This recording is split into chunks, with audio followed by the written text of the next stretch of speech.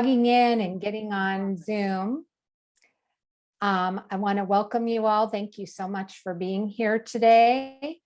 My name is Lori Osborne, and I am the director of the Frances Willard House Museum.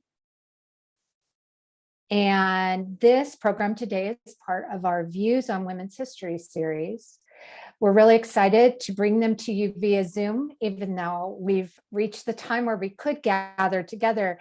But Zoom means we can reach many more people than we could have in the house here in Evanston. And we can have speakers who may not live nearby. Today, though, Marcia is just down the lakeshore in the city of Chicago. It's still good for us to gather this way. This year, our theme for Views is Women, Faith, and Activism. And we're discussing how the religious faith of many women activists influenced or motivated their activism. You'll hear more about this theme during the program. This is the final talk in the series. And all of the talks, if you haven't been able to join us previously, are available on our YouTube channel. And this one will be too in the next couple of days. The Frances Willard House Museum is the home of Frances Willard, 19th century suffragist and social reformer. It's in Evanston, Illinois. We'd love to see you here in Evanston if you happen to be visiting.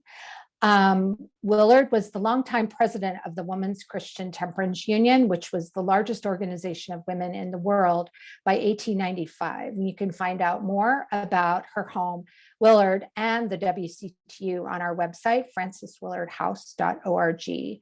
We're now open in the house and in the WCTU archives for research and visits, and we'd love to see you, but you can find out a lot on our website if you're not local or nearby.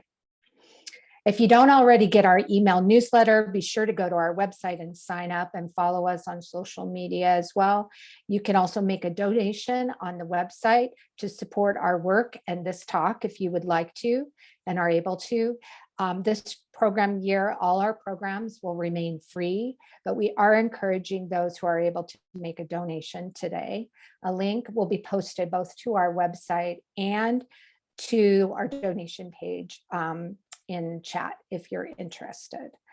In order for us to create a video of this event for posting later, we've muted everyone and turned off everyone's video feeds. We'll have about 40 minutes of presentation. Marcia's going to give us an introduction about Reverend Wyatt, and then she and I will have a little conversation. Then we'll open up for questions that you may have. You can put your questions in chat. Go ahead and use chat as the questions occur to you. You can submit them in chat as the talk is going along. Fiona Maxwell, who's our museum operations manager, will be monitoring the chat, and she'll share your questions when we get to that time. And without further ado, let me introduce Marcia. Marcia Walker-McWilliams is a public historian and the executive director of the Black Metropolis Research Consortium, BMRC for short, where she provides strategic leadership for the consortium's activities and works to facilitate the discovery, preservation, and use of Black historical collections in Chicago. Marcia received a PhD in American history from the University of Chicago and an undergraduate degree in social policy and African American studies from Northwestern University. She is the author of the book we're discussing today, Reverend Addie Wyatt, Faith and the Fight for Labor, Gender, and Racial Equality, published by the University of Illinois Press in 2016. And she is a co-author of an upcoming project, the New Civil Rights Movement Reader, Resistance, Resilience, and Justice, published by University of Massachusetts Press with Tracy Parker. Marcia has curated exhibits at the Chicago Public Library and the University of Chicago Hannah Holborn Gray Special Collections Research Center, where BMRC is also located. Prior to the BMRC, Marcia taught courses in American history and African American studies at Lone Star College, Prairie View at A&M University, the University of Houston, and Rice University, where she also served as an associate director in the Center for Civic Leadership. She sits on the board of several organizations, including the Chicago Women's History Center and the Digital Public Library of America. And we're really glad Marcia's joining us today to talk about this really wonderful book. We're going to put the link to University of Illinois Press, and we encourage you to also get a copy of this book because you're really going to want to read it. So thank you so much, Marcia. Take it away. We're really glad you're with us today. Thanks so much. Thank you, Lori, for that warm introduction and for your patience as we try to get this schedule through many different conversations. And thank you all for taking time out of your Sunday to come and learn a little bit more about Addie Wyatt. I'm gonna go ahead and share my screen and start presentation. Great. So I realize that some of you might be familiar with Reverend Addie Wyatt and some of you might not be, but I actually want to start today to talk a little bit about where this project originated from. So the origins of this book really came about because of my interest as an undergraduate at Northwestern in Black women's labor, specifically workplace activism and leadership. I grew up in a labor family, and my mother was very active and involved in the labor movement. And it was no unusual thing for us to see her poring over case notes because she was a shop steward for her local union, or to be talking with us about some of the issues that were going on in her workplace due to issues of race and gender and labor. And so I very much grew up having this sense that work was not just the place where you earned money, but it was also a place where there were important conversations and dynamics happening about life. I also saw that the workplace was somewhere where my mom felt particularly empowered, where she felt valued to be able to speak up on behalf of her fellow employees. And so I had this interest in really sort of understanding what it was like for Black women in the workplace throughout history, way going back to, in the case of the United States, to enslavement, then thinking about freedom, and then thinking about modern times. So at Northwestern, I took a course called Affirmative Action at Work, which was taught at the time by Nancy McLean, who was a former professor in the history department, but I believe is now at Duke. And so we had a final paper due for the course, and I wanted to write about Black women and work. And so I asked her if there was perhaps a local figure I might focus on. And she said, well, if you're interested in Chicago and Black women in work, you have to know about Addie Wyatt. And so that began over a decade worth of research into the remarkable life of Addie Wyatt. And if there's time in our Q&A, I can talk more about all of the wonderful support I've received from scholars, librarians, and archivists engaged in African American studies who've helped to really connect me to the collections and the resources that became available over the scope of this research project.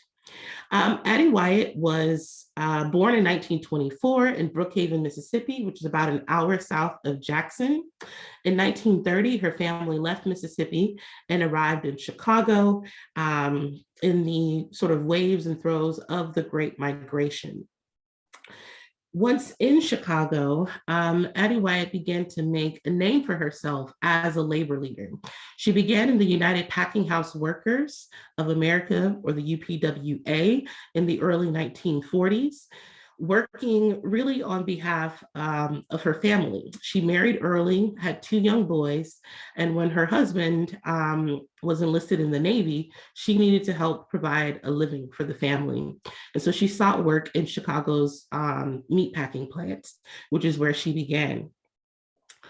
Very early on, her colleagues recognized that she was a leader, and that she was someone who could sort of speak up for things that were not going right within the workplace.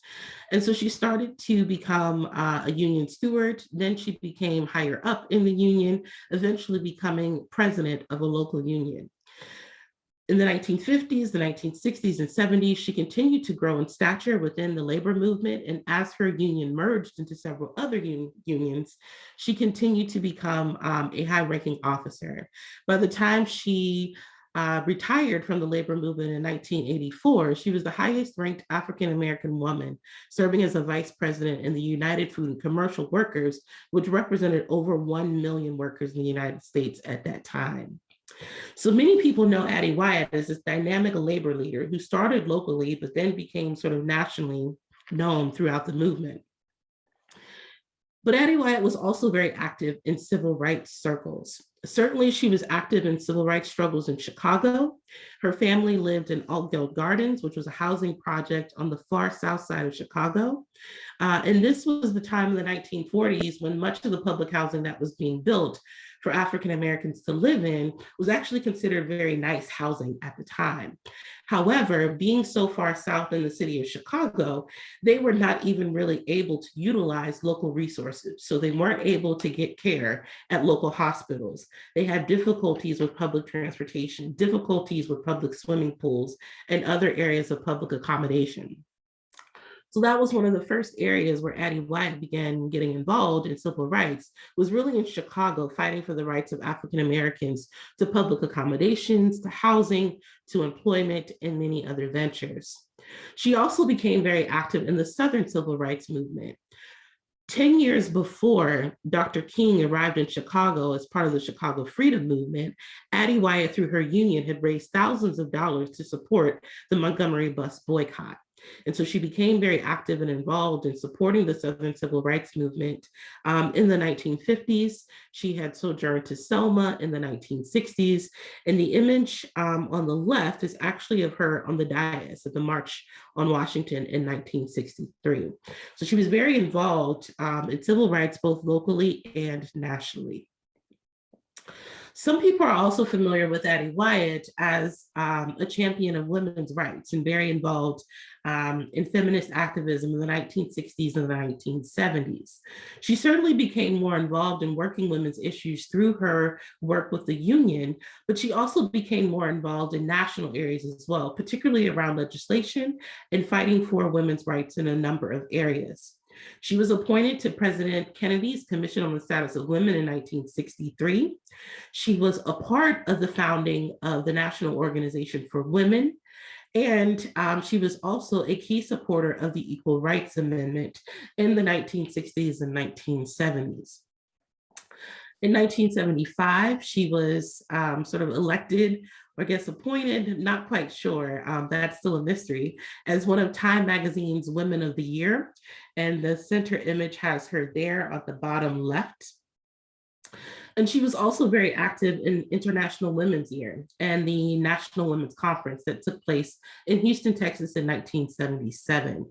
The image on the right is of Addie Wyatt with Rosalynn Carter, former First Lady, who was a key proponent of women's rights activism. So Addie Wyatt also kind of became the central figure in the women's movement as well, becoming a key champion for legislation that would support working women, but really all women in achieving their equality. Addie Wyatt was also involved heavily in political power. And really thinking about locally in Chicago, how to sort of topple the Democratic machine that had existed under Mayor Richard J. Daley for many years. She was very active in supporting local Black candidates for aldermen, for governor, for representatives. I mean, not for governor, for mayor, sorry, and for representatives. She was a part of Mayor Harold Washington's network of women that had worked on his behalf in 1983 and again in 1987 to successfully have him elected as mayor, which is a kind of really untold story about the importance of African-American women and women across Chicago really working to support Harold Washington. And she was also very vocal about the need for Black women to become more involved in politics as well. And if that wasn't enough, she was also very involved in her Christian faith, which is the crux of what we're sort of here to engage more today.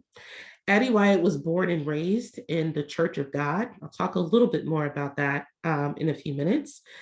And she saw faith as a very important part of her life, her personal life and her spiritual walk, but also a part of the organizing that she was going to be doing out in the world. In 1947, she and her husband started the Wyatt Choral Ensemble, which was comprised of youth in the Oakville Gardens housing. They wanted to find a way to ensure that youth who were kind of so far segregated on the south side of Chicago didn't really get involved in things that they didn't need to be involved in. And so the Wyatt Choral Ensemble was a way of providing sort of spiritual grounding for youth, but also something that they could do and sort of expressing their artistic talent through this choral ensemble that traveled around the city. She and her husband also founded in 1955 the Vernon Park Church of God. The church itself still exists today, but is now under the leadership of their nephew. And I'll talk a little bit more about their church as well. Now, when I set out to research Addie Wyatt, really it was about this aspect of labor and organizing and Black women in the workplace. But the more that I began to research her life, I understood that there were all these different areas of activism and organizing that were happening, and that her Christian faith was also a really key component and a part of the story that I would have to pay attention to if I wanted to do a good job of being her biographer. And it was really this quote that you see here that made me realize for the first time that my work was going to be cut out for me, and really wanting to capture the importance of spirituality. Addie Wyatt stated, "It was in Brookhaven, Mississippi, March 8th, 1924, that I was born with at least 4 major chains on my legs. I had the chain of estrangement from my God. I had the chain of sexism on my leg. I had the chain of racism on my leg, a chain of economic poverty on my leg. The older I got, the more I was determined to get rid of those chains on my legs." Now, this is an incredibly powerful quote, right? And there's all kind of imagery that's happening. One is the sort of imagery of chains and being bound, which has significance from the African-American historical perspective, but also has significance from a religious perspective of one sort of being chained and bound and needing to think about freedom. This quote also really made me see that she saw her religion as aligned with her struggles against sexism, racism, and poverty, that they were not to be sort of disentangled, or that I could really take up this question of her labor organizing and her organizing in the civil rights movement and women's rights movement without doing the same due diligence to her faith. So this was a very kind of powerful quote, and I love that this was one of the first times that I actually heard her speak was through watching this video recording, because it gave me a sense of the importance of all of this work to her. So as a biographer, when this sort of question of faith came up, I realized that I would have to take seriously, right, the role that Wyatt's Christian faith played in her development as a human being and as an activist and a leader. As a biographer, you're wanting to capture how a person sort of moves and walks through their life. What are the major turning points, the key events?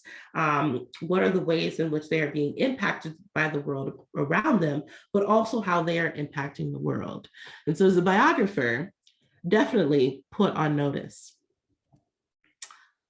And I'll share as well a similar quote that I found from one of Addie Wyatt's sermons.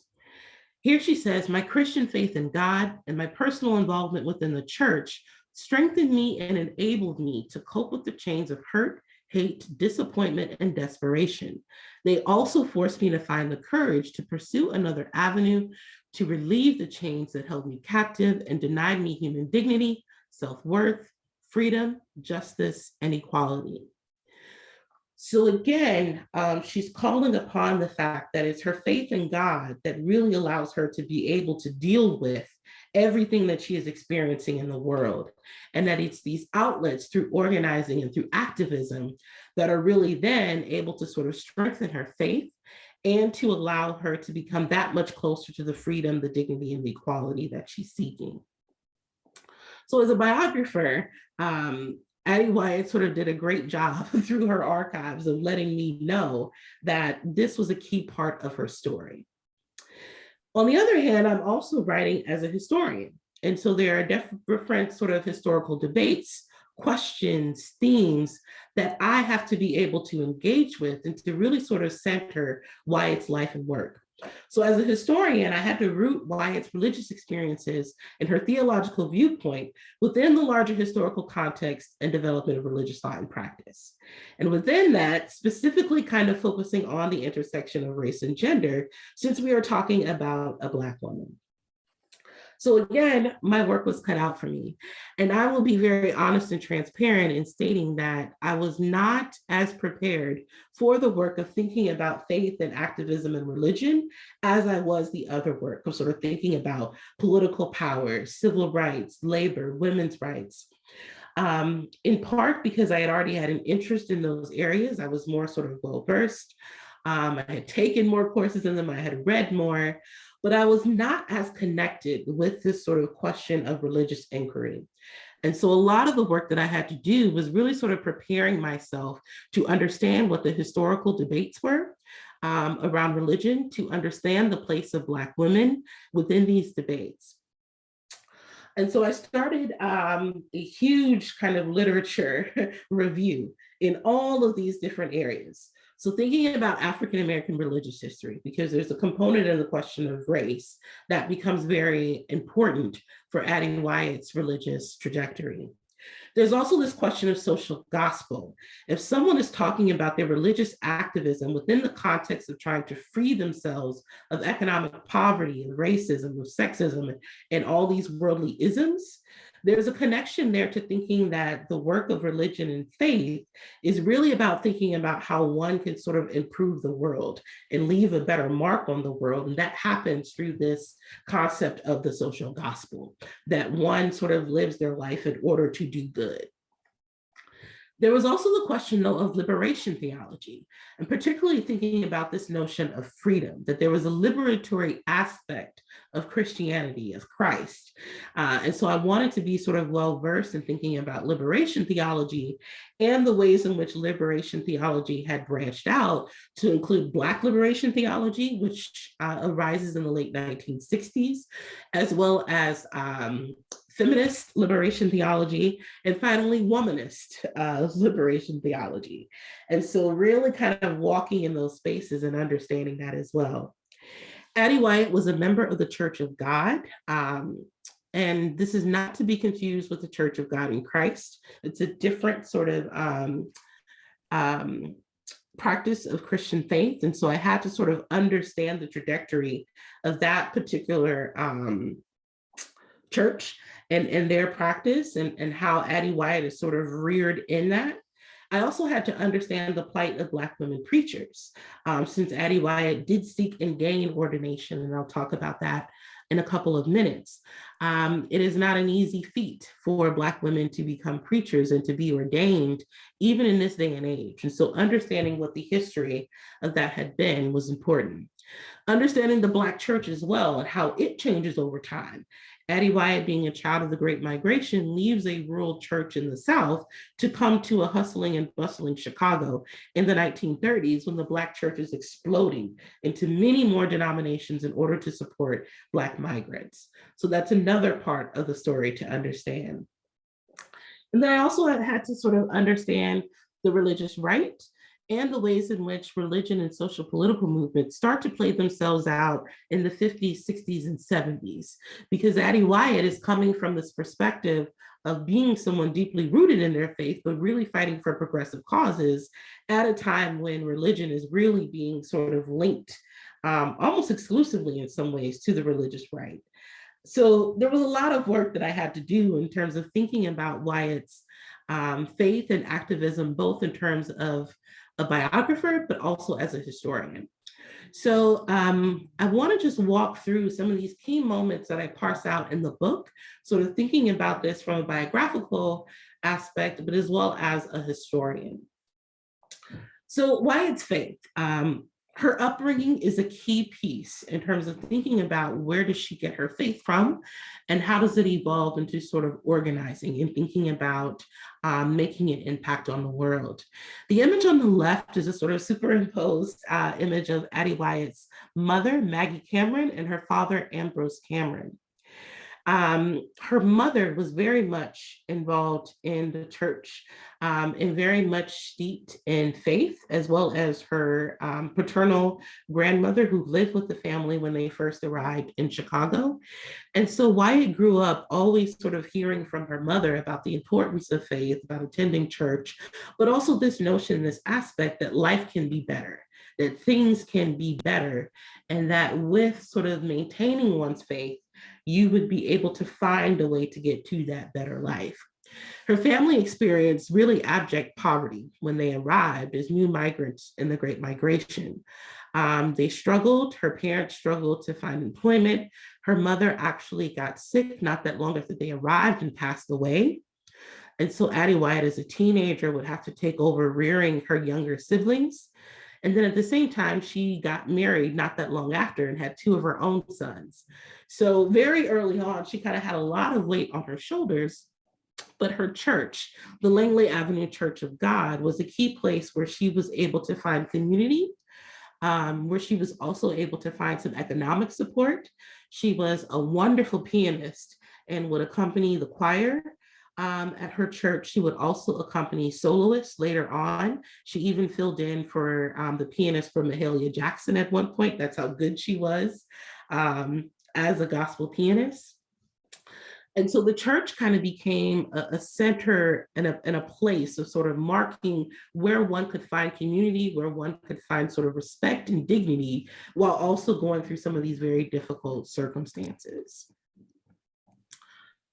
Her marriage to Claude Wyatt was also a key part of thinking about Wyatt's sort of spiritual development and the role that faith would play in her life.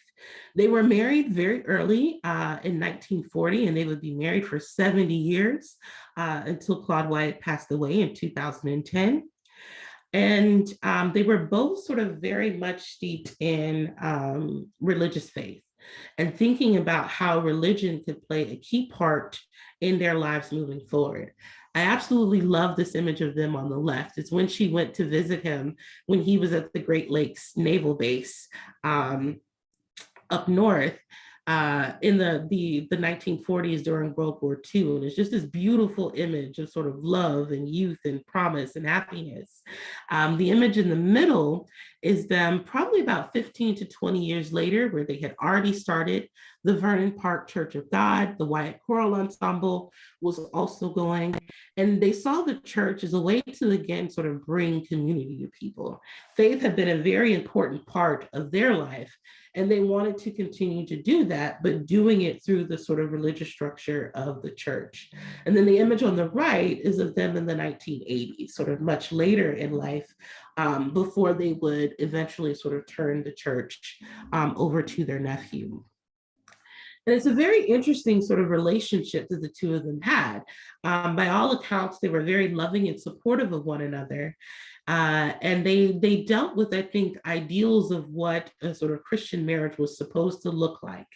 Addie Wyatt, for most of their lifetime, as she rose up through the ranks of the labor movement, was more visible to the public. She was the breadwinner. She even left the home and went to work in Washington, D.C. for several years, commuting back and forth. And she was also very outspoken in terms of women's rights and being more tolerant of alternative lifestyles. But yet they were sort of very cohesive and connected in this way. So it was a very interesting sort of way in which their relationship, I think, was very supportive in terms of Addie Wyatt being able to step out on faith and activism. In terms of her movement activism, Wyatt had this to say in the 1980s in a sermon that she gave addressing Black Christian women. She says, "I don't know about you, but there were some things I had to overcome in order to develop and strengthen my faith and become. And what you see standing before you today is the outcome. God has continued to use me to preach in churches, union halls, in government, in civil rights groups, in various community action programs and causes."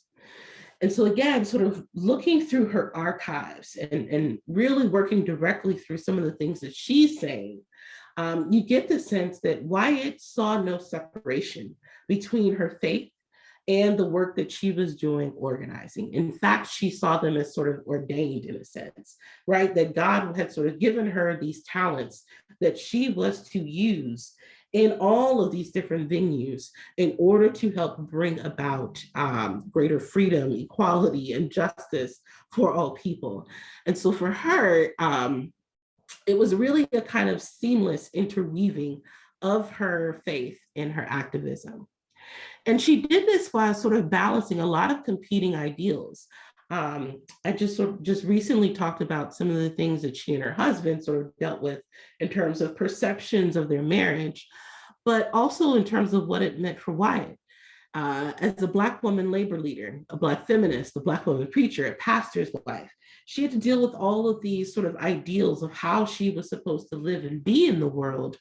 But Wyatt didn't really engage a lot of that. She sort of saw that God had given her this voice, this ability to organize, and that she was to go and do that work. And as long as she was doing that work, she was spiritually aligned with her faith.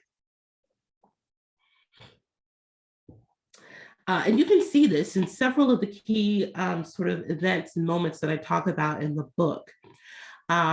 She was known to sort of take a moment before a key labor negotiation and pray. She might pray during, she would pray afterwards. She was known to open up labor meetings with song, civil rights meetings with song and prayer. So she was known to sort of do a lot of that work. And sometimes it came with pushback with people who said, well, how can you really be an effective labor leader if you are a Christian and you're so feminine and you're worried about praying? We need someone who's tough, who can get in here and sort of argue with the bigwigs. And Wyatt said, no, I've got this. I'm just praying for spiritual guidance as she went into these moments. A really interesting moment I talk about in the book is in 1968, when she went to be ordained in the Church of God. She's going through all of these questions that are being asked of her, these male ministers. And one of the last questions she's asked is, do you obey your husband? And she says, well, I am worried about obeying my Lord. My husband is worried about obeying his God. And so as long as we are doing that work, there isn't a question of who's obeying whom. So she kind of shuts it down with, again, this sense that she is doing what she needs to do according to her faith and her relationship with God. Similarly, she was called into question for her support of women's rights. She was for the Equal Rights Amendment. She stated that she wasn't necessarily against abortion, but believed in a woman's right to do what was best for her and her family. She was often sort of criticized for this, and a number of ministers would write her. They would write the Church of God and say, is she someone we should really be uplifting if she's so heavily involved in the women's movement? And so she constantly had people sort of calling into question her faith and how she was using her faith and calling upon her faith to do this very progressive social justice work. So to kind of sum up, I think there's some key lessons that come out of the book and through the study of Addie Wyatt's life. First is that she had this philosophy of life that was really rooted in an inherent God-given quality of human beings. And that you can see through all of her movement activism, is that she is working within a space where everyone should be accorded the same rights, the same level of dignity, the same level of respect. She also fervently believed in the need for collective action to remedy injustice. You can see this through founding religious institutions, through supporting unions, through supporting the women's movement, civil rights organizations, political power. She is very much steeped in the idea that one does not do this work alone, but does it collectively with others. And then also the sacred and the secular were always connected. For Wyatt, especially in justice-based work. You could not easily see a moment where she's sort of disentangling the two, but is always bringing them into conversation with one another. And then finally, an intersectional analysis, one in which we're thinking about race, gender, class, religion, sexuality, all of these different parts of the human experience. can really provide tools and language to better understand the promises and the challenges that are inherent in social justice activism. And when we do that work, when we sort of center folks like Wyatt, we are better able to understand the world around us. We're better able to understand our past, our present, and our futures. And so I'm really happy that Lori asked me to sort of give this talk about Wyatt and her faith and her activism, because I feel like it gives us new tools. I feel like there's an opportunity to think very differently about how faith can work, especially in relationship to the ways in which we sort of walk and live in this world. So I'll stop there because I know I've probably gone over time. But yeah, I'm happy There's to. so much to say, and the book is so full of great information. Marcia, you've just scratched the surface, but I think you've really given us such a good picture of this person and all these identities and facets and parts of her life. And she's blending all of them so amazingly. And for her, it's so, there's no, like you were saying, there's no separation. It's very clear.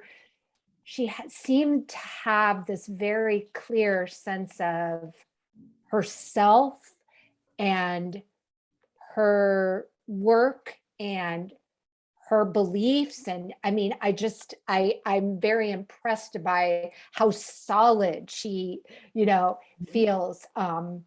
So maybe let's start there, because that seems to come from a very young age. And like you mentioned, how important her mother was. Mhm.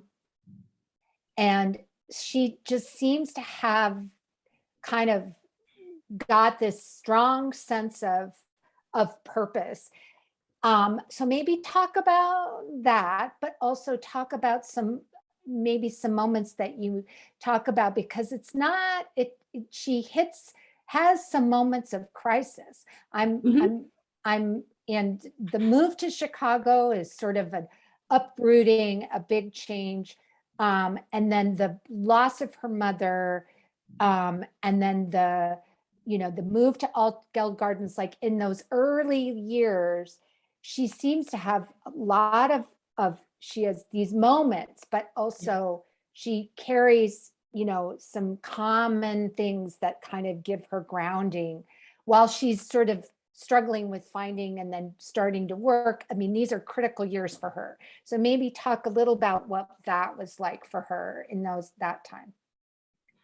Sure. I sorry, it's hard pressed to find any interview with Wyatt where she's not talking about her mother or talking about key female role models that she had within the church.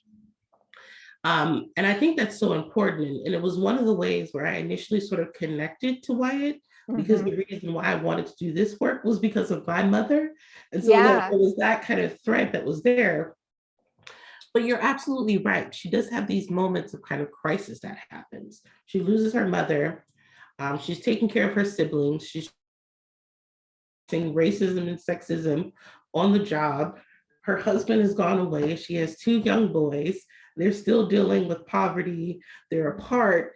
And so she has all of these challenges, but throughout it all, she's continuing to be involved with the church, Yeah. continuing to use that as a form of employment and playing piano as a way to sort of gain relationships. One of her key friendships is with Reverend Willie Barrow, Mm-hmm. who some Yeah. may know was very involved with Operation Push for many years.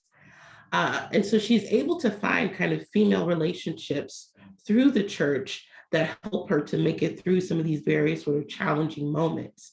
And I think it's those moments that also sort of bring her closer to her faith and understanding that that is sort of a bedrock. And so as she's getting these ideas that, these talents that I have are to be used for organizing, it's all just kind of reinforcing one another. Yeah.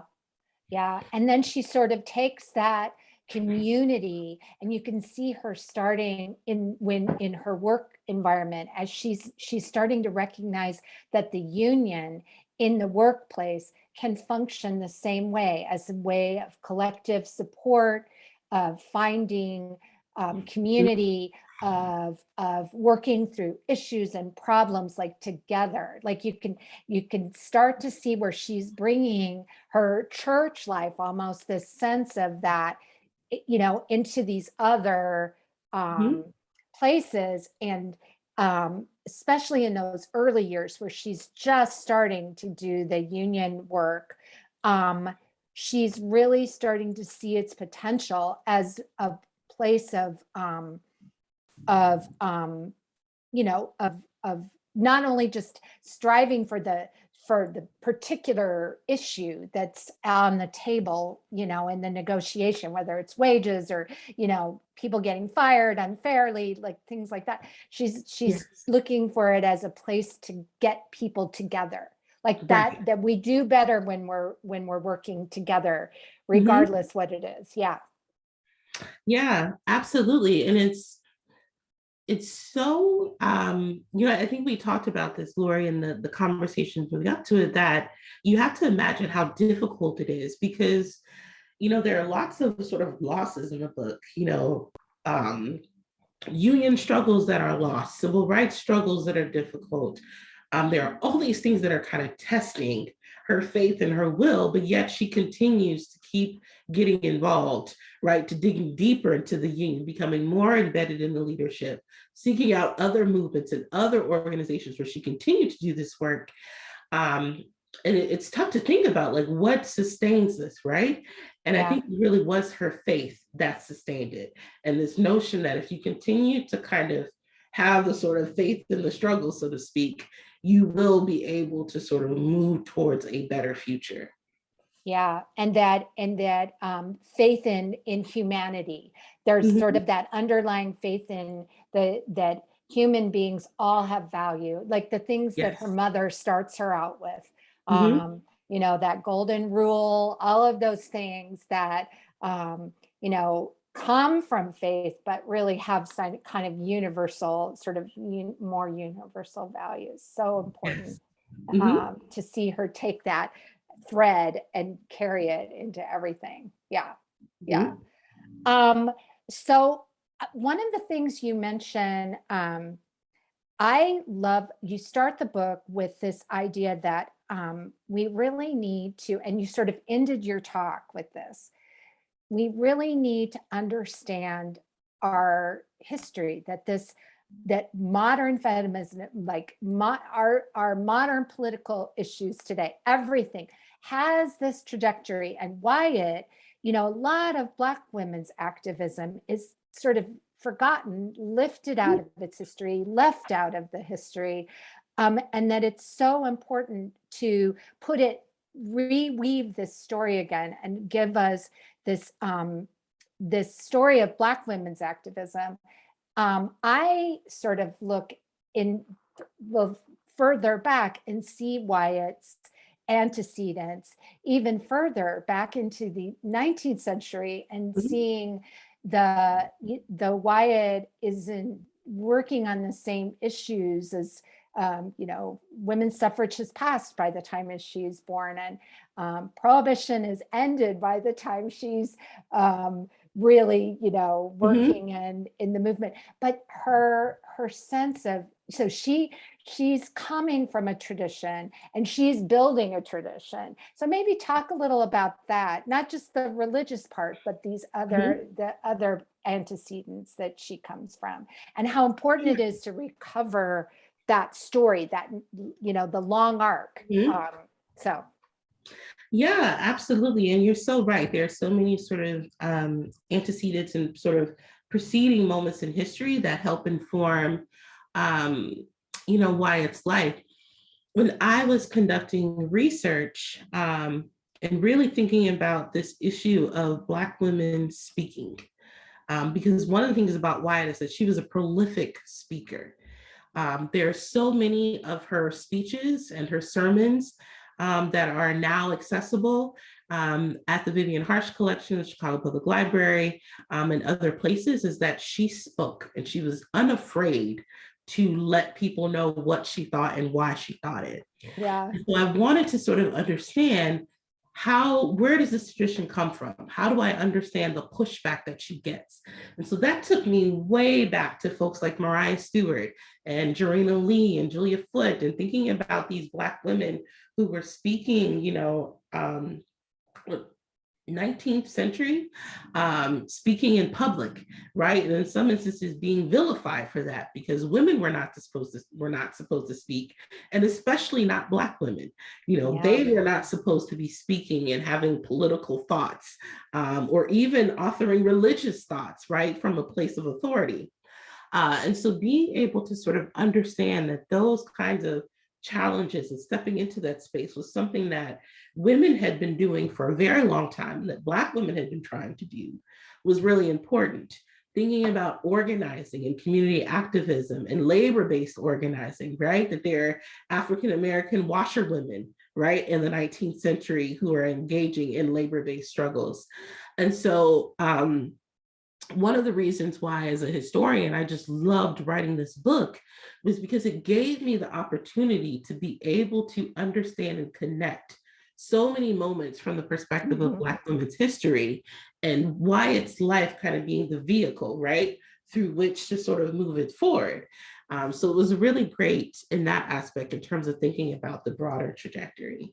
Yeah, her story, so many roads come in and weave out, and she really she welcomes that. Like she's so well, connected. She sees all the connections that are available to her. She puts them all to work. I also really like how you started the talk with sort of talking, and the book you do too, about trying to be a biographer for such a person, and the work of really like saying, okay, so I need to really understand, you said it, how she walked through her own life. Like, what is she taking with her? What does it look like for her? And taking that very seriously. You say in the book, let me get the quote, that you talk, let me see if I've got it right here in my notes, that you take her faith seriously, but not uncritically, that you're really trying to have that historian's mind, but also let her be herself. And one of the things in this series has been about a little bit is really the fact that that isn't always true in biographies. And it's not only always true in women's history work. It's not always true that we take someone's faith seriously, but not uncritically, and really struggle with the balance, because we live in a world so different than theirs. So maybe talk a little bit about that, and then I know we have questions, so I want to be sure we get to people's questions too, but talk about that work. Yeah, absolutely. As I stated in this talk, it was something I knew I didn't necessarily have the same intellectual comfort with as I had the sort of other narratives about labor and civil rights and women's rights, et cetera. And so I knew I would have to do that due diligence, but I also don't come from a particularly deeply religious mindset, right? While I have my own faith, my own practice, my own spirituality, I don't necessarily have something from which personally I could sort of call upon to say, oh, I understand this, or I know this, or I know that. So it was a stretch in many, many ways. And so because of that, I wanted to make sure I was doing due diligence in terms of really hearing her and understanding how she sees her faith operating, but then also understanding what are the other stories, right, that are happening alongside this work. And so one of the things I appreciated was that Wyatt herself was not uncritical about faith and religion and church. that she sort of took the church to task and said, why is it that we see a pastor's wife and she can't be speaking? She can't be going to work. She can't be dressed nice and have bought her own clothes, right? Which is what Wyatt sort of said, I can buy my own things. I don't, need to rely, on my husband's salary in order to do that. I'm leaving church and I'm going to a union meeting, or I'm flying to DC. Like, that was her reality. And so she was okay with critiquing and saying, you have to give women space to be their true full selves, and that means women can lead, women can do all of these other things. And so I appreciated that she had that perspective, because it made it that much easier for me to be able to dig in and say, okay, here's what's going on more broadly with women's rights and religion in this moment, and here's how we can think about the work that Wyatt is doing. Yeah, yeah. She left you a great trail of crumbs to pick up, Yes. which is such a blessing. And not, even though it is a 20th century story, not everyone in the 20th century did that. So, so that's great. Let me see if I can get to the chat. I want to be sure and pull forward some questions. Oh, someone asked if there's an audio book. I don't think so. Is there? I am not sure. I don't think there is. The hardcover, there is a paperback version. The link for ordering, let me see what else. Well, okay, here's a question. Was Wyatt unique or rare in the fact that her faith drove her commitment to organization? Do you feel this is a unique story? I don't get that sense from the way you're writing the book, but maybe you can comment on. Do you feel that she was somewhat unique in her time, or was she part of an overall pattern that you saw? I don't think she's unique in that her faith drove her commitment to organization. I do think she's unique in that her faith led her to be involved in so many movements that sort of came together, and that she was able to sort of connect the dots between those movements, right? We can think about other folks who are involved in civil rights, right? And that their faith drives their commitment to build civil rights organizations. But the extent to which we can think about folks who are involved in civil rights, women's rights, labor unions, all these other movements, I think that to me is the sort of interesting part about Wyatt. That's important to take seriously. Yeah, you're right. She's uniquely interweaving these things in her own way. Yeah. So what did you mentioned talking about the challenges a little bit of doing the research and the collections that you used? Talk a little about that, especially because of your work, the work you're doing now, which is to put collections in front of people, make sure those collections, maybe talk about what challenges you faced, or maybe Wyatt's story was well documented. Talk about that a little. So actually, when I first, as an undergrad, wanted to research Wyatt's story, there was no collection of her papers. Oh. So I was sort of, and huge shout out to Kathleen Bethel, the African American Studies librarian at Northwestern, who taught me how to actually do research and using databases and interlibrary loan and all of that great stuff. I was sort of doing interlibrary loan and trying to find newspaper articles, magazine articles, cassette tapes of her speeches, but I hadn't been able to locate her personal papers. I was able to find some of her things in the UPWA papers up in Madison, and some other things, but I hadn't found her papers. However, when I got to the University of Chicago, there was this project called Mapping the Stacks that was started by Jacqueline Goldsby, and it was kind of a sister project to the BMRC. where it was all about trying to ensure that scholars could get access to the collections in order to write the stories, teaching, etc. So I was hired to work on mapping the stacks. My very first day on the job, I'm at the Vivian G. Harsh Collection of Afro-American History and Culture, which is a part of the Chicago Public Library. It's at the Harold. Job. It's at the Harold Washington Library, right?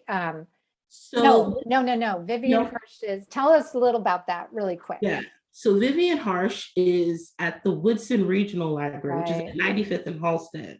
Yeah, It Carter used to be, the Vivian Harsh collection used to be a part of the George Cleveland Hall branch. It was the first branch of the Chicago Public Library dedicated and kind of situated within an African-American community in the city in the 1930s. Vivian Harsh was their first librarian. She essentially collected archival material and anything she could get her hands on in order to essentially build a Schomburg for the Midwest. So like the Schomburg is for New York and Harlem, Vivian Harsh wanted to do the same thing, but for Chicago and the Midwest. So she created the largest collection of African-American manuscript materials. And that is where Addie Wyatt's papers ended up. But I didn't know that. On my very first day in the job, the archivist at the time, Michael Flug, I asked him, I said, I know I'm here working on mapping the stack stuff, but I really want to write about Addie Wyatt. Do you know where her papers are? And he was like, you want to write about Addie Wyatt? What? I was like, yes. And he was like, follow me. So I followed him out into a hallway, and there were just like hundreds of boxes lined up. And he was like, here's Addie Wyatt's collection. You want to research it? You want to process it? Here you go. And did you say yes right away? I did. And the next 18 months of my life went to processing her collection so that it could be available, so that I could research it, but also so that everyone else could be able to research the collection and utilize it. And so to me, that was also a really important part about this project, is that she always said she wanted her story to be told. Yeah. So I had an interest, of course, in telling her story, but there are so many stories that can be told from her collection. So it was great that that was a part of it, and now kind of serendipitous that I'm doing the same kind of work with the BMRC. Yeah. That is a story after an archivist's heart. I must say, so wonderful that all those boxes were sitting there waiting for you. What a thing. Let me see. You can see the chat too, Marcia. Do you see any other? We've got just a couple more minutes. Yeah, I see one from Leon. It says, Rabbi Alana Suskin, to what extent do you think one could draw connections between her work and the revival of the Poor People's Campaign by Reverends Barber and Theo Harris? They seem to draw a lot of the same lines between feminism, racism, labor, and so forth. I think there are a lot of connections, and I think it's the work of women like Wyatt who are really influencing some of the work that you see today. Not that long ago, someone had done a write-up of, and they essentially called her the patron saint of the Black Lives Matter movement. And I was like, oh, whoa, like, that's kind of cool. But, it's sort of thinking about now in this particular context, who are the folks that you look back to that were kind of doing this, involved in multiple movements and thinking about, equality, freedom, and justice. And this person just so happened to see Addie Wyatt as an exemplary figure of that work before we were even using the language of sort of the Black Lives Matter movement.